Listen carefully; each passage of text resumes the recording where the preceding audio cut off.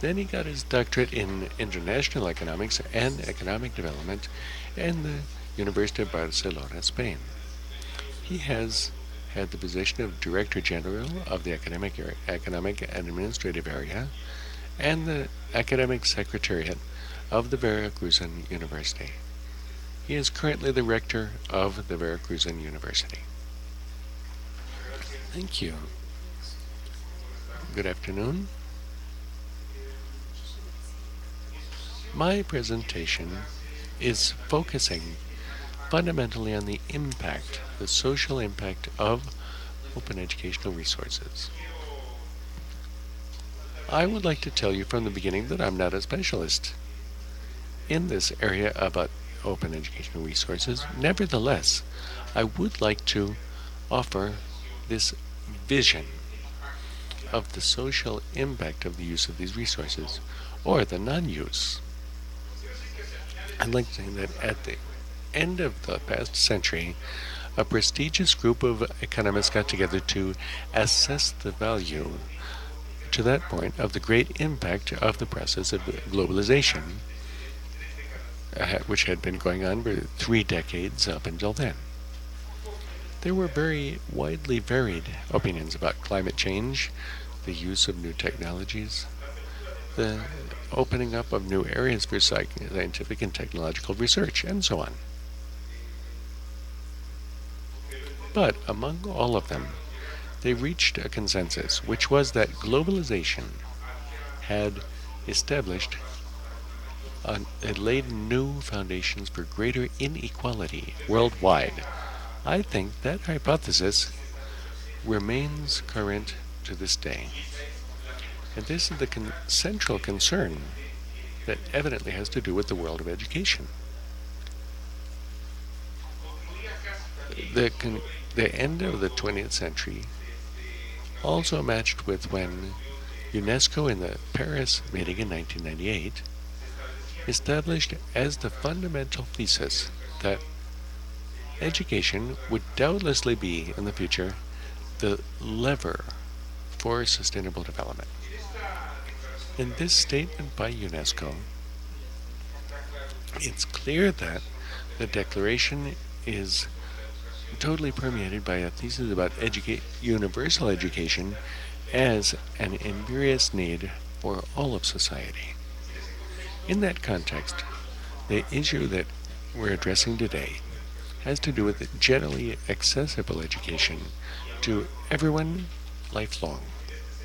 In this regard, I'd like to bring to our consideration a thesis that is also associated with the process of Bologna, formulated by the universities that have signed that charter, which briefly establishes the following. If the task of dissemination of knowledge that the university has to address regarding new generations now entails targeting all of society, whose cultural, social, and economic future demand a considerable effort of ongoing training, and just as the university will ensure future generations the necessary training and education to contribute to respect for the great equilibria of the environment and of life. This is the charter that they all signed. This statement regards to a fundamental function of an institution of higher learning, and from the Inter-American Organization of Higher Education, we have been defending this, which is social management of knowledge.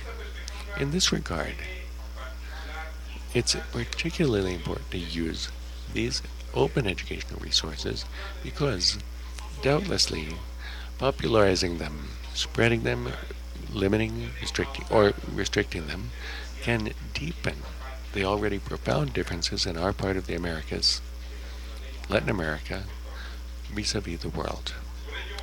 Accordingly, we feel that it's no accident that in IOHE we are profoundly concerned with this problem because although today internet, television, radio, books, newspapers, magazines, mobile telephones are some of the many examples of the technological reality of these days that influences non-formal education.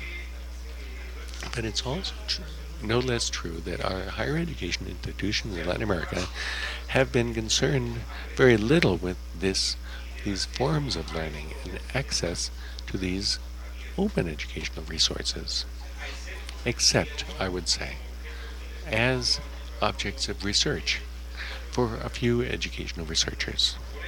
Therefore, they make a contrast between our Latin American reality with what is evidently going on in our brethren institutions in the United States and in Canada, and evidently in Europe and Japan. What do we have before us then? Here we've referred to a case which is MIT, where this can be considered as a referent, a benchmark for what's being done in the developed world today. MIT has 32 academic departments, all of which offers courses for the open population. They are nothing less than 1,900 courses, many of them translated into several other languages. Anyone, as we know, can have access to them. And we're going to find an immense number of issues that go from auto mechanics to aeronautics, anthropology, architecture, biology, cognitive sciences, chemical engineering, civil engineering, environmental engineering, economics, and even humanistic studies of musical appreciation or cinematographic appreciation, and many more. It's not hard to imagine, with the resources to have it, the kind of courses that Latin American universities could be sharing. That would constitute a way to diversify the raising of the standard of living of our knowledge and of society in general. I would like to say that from this standpoint, our proposal is targeting the development of a program of courses that can be given through open educational resources designed to cover needs of our societies.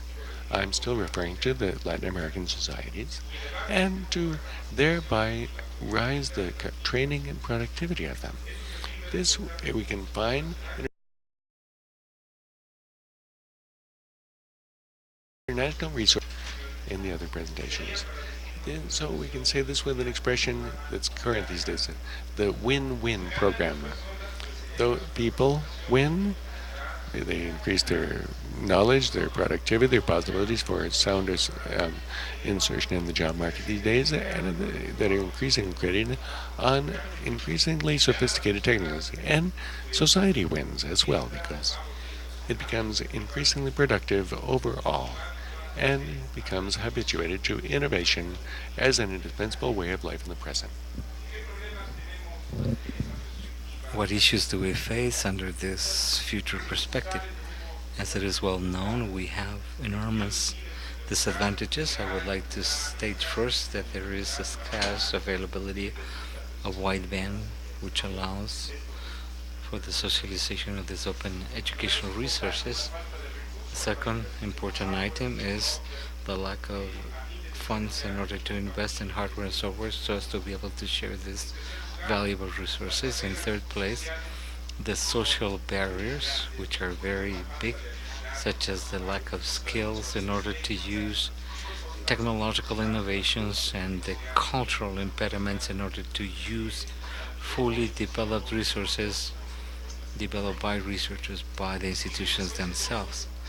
Consequently, we have to face big challenges towards the future. The most important one of them has to do with the enormous inequality under which these open educational resources are being used, as it has been pointed out by Dr. Tovar himself. This geographical distribution tells us that there is a cultural challenge that we must face in the future and that we must overcome. And the Inter-American University can do a lot about this. We have to create the conditions for its socialization, but we also have to create the conditions for the training and the confirmation of an educational models that allows us to form innovative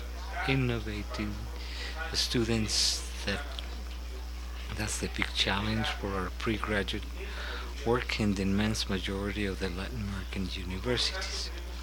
Therefore, we have to foster sustainable education models.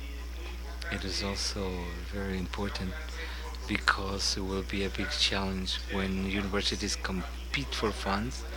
They must cooperate so that for the same purpose there's no duplication of effort. The Inter-American Organization can also set the tone amongst Latin American universities after this cooperation that we can have with the Canadian, United States, European universities and university itself. It seems to me that this proposal presented here on development seems to me a fundamental tool for the socialization and to analyze all this topic of copyrights in this regard. I think that these challenges